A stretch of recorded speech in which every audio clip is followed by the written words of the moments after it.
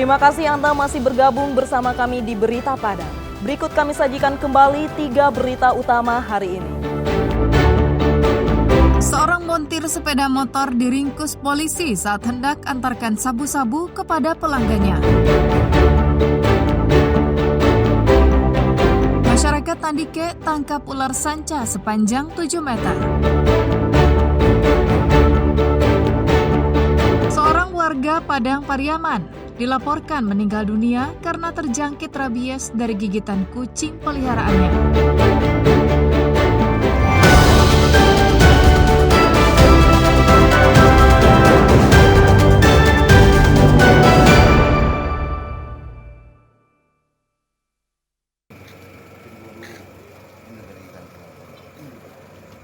Hendak mengantarkan sabu-sabu kepada pemesannya, seorang pengedar bernama Tommy Chandra diringkus anggota Opsnal Satres Narkoba Polres Pasaman di Jalan Raya Rau, Kecamatan Rau, Pasaman.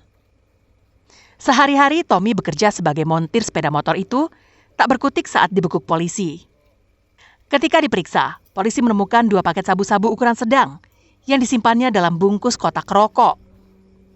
Rencananya Tommy akan mengantar sabu-sabu ke pemesannya di Kampung Lubuk Layang.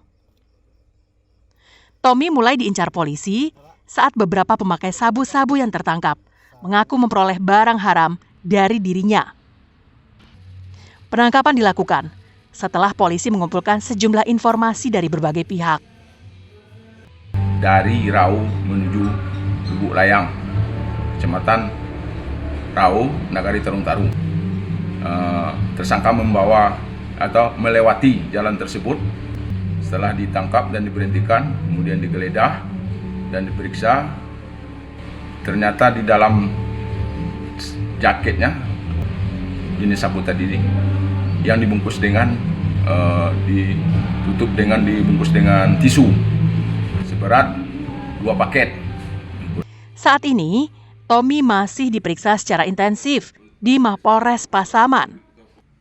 Selain mencari informasi terkait sepak terjangnya dalam mengedarkan sabu-sabu, polisi juga mendalami informasi dari mana Tommy memperoleh sabu-sabu. Atas perbuatannya, polisi menjerat Tommy dengan Undang-Undang Nomor 35 Tahun 2009 tentang narkotika dengan ancaman hukuman 20 tahun penjara. Fauzan melaporkan dari Pasaman.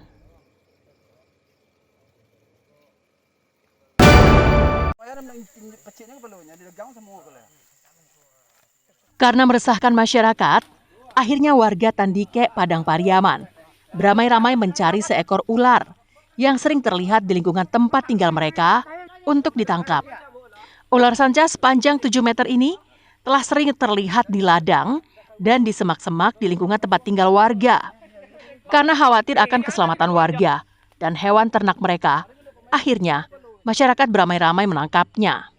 Karena ukurannya yang cukup besar dan panjang, warga berhati-hati menangkap ular sanca itu. Beberapa kali upaya untuk memegang bagian kepala ular gagal dilakukan warga. Setelah berulang kali mencoba, warga berhasil menguasai ular dan menangkapnya. Setelah mulutnya berhasil diikat, ular ini pun dimasukkan ke dalam karung dan dibawa ke perkampungan. Agar aman, ular dimasukkan ke dalam peti. Ular ini menarik perhatian warga lainnya untuk bisa melihat langsung. Hacuk nampak ular, jadi singgullah lepas tu resah masyarakat ko untuk memakan ternak. Alhamdulillah lilo dole. Cuma dia acuk-acuk nampak melingkar jalan segala macam lah. Nah maka gini ko, tiba masyarakat menurut embo, bagi poli kita cari ular tu nah, mungkin tempat di sinan, kan? Okey, mau cari bersama ke sinan menurut sinan seluruh masyarakat sekitar kan, di Kampung Pelak ko, Pulau Ye Barat. Jadi kebetulan dah ke pasar rebok sekali. Rencananya, ular ini akan diserahkan ke Balai Konservasi Sumber Daya Alam Sumatera Barat di Padang untuk dilepas liarkan ke habitatnya yang jauh dari permukiman. Eki Rafki melaporkan dari Padang Pariaman.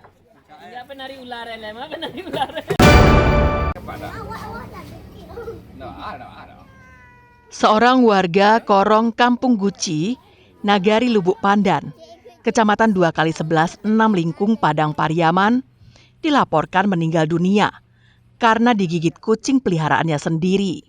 Diduga kucing itu menderita penyakit rabies.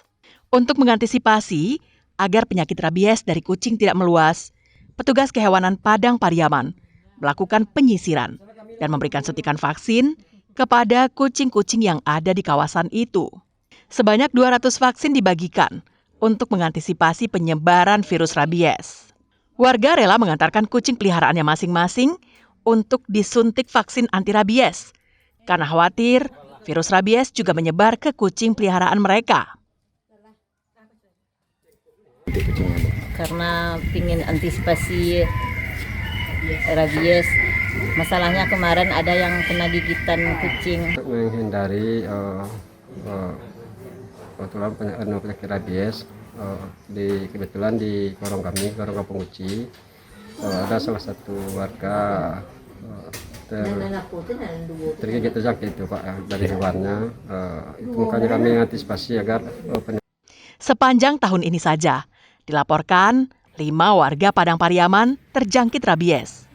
1 di antaranya meninggal dunia. 2 hari yang lalu ada pasien yang digigit kucing dan kucing tersebut dinyatakan positif rabies.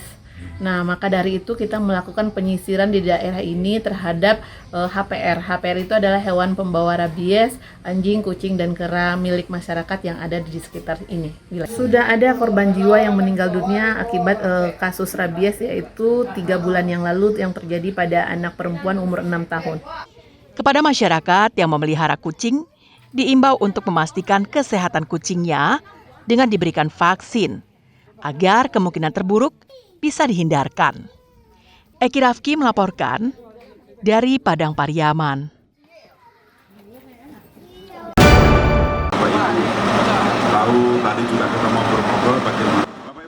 Sebanyak lebih dari 9 ton ikan tuna diekspor ke negara Uni Emirat Arab dibungkus Teluk Kabung, pinggiran kota Padang.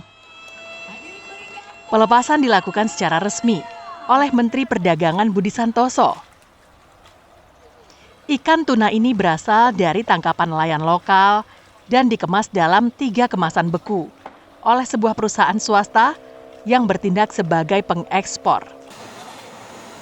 Ekspor ikan tuna ke negara Uni Emirat Arab ini merupakan ekspor ke-7 kalinya selama tahun 2025 dan nilainya mencapai $90.000 atau hampir 2 miliar rupiah. Ekspornya sekitar 9,3 ton untuk tujuannya ke Uni Emirat Arab. Frozen sudah dalam bentuk diproses, jadi ada tuna sapu, tuna stick, ada tuna loin juga. Bukan, ini sebetulnya sudah ekspor ke-7 kami, jadi kami sudah diperkenalkan oleh Kementerian Perdagangan itu ke Uni Emirat Arab sejak tahun lalu. Sejak kunjungan kami tahun lalu itu langsung terjadi transaksi ekspor. Hanya memang Pak Menteri baru bisa berkunjung hari ini. Menteri Perdagangan meminta Provinsi Sumatera Barat lebih aktif mempromosikan produk UMKM. Karena menurut Menteri, Sumatera Barat mempunyai potensi yang bagus. Menteri juga mengajak pelaku UMKM untuk mengikuti business matching atau pertemuan terjadwal antara pembeli di luar negeri dengan UMKM di dalam negeri. Pertemuan ini digagas oleh Kementerian Perdagangan. Hingga bulan April tahun ini, program pertemuan terjadwal telah diikuti oleh hampir 400 UMKM di Indonesia dengan nilai transaksi hampir mencapai 1 triliun rupiah. Business matching itu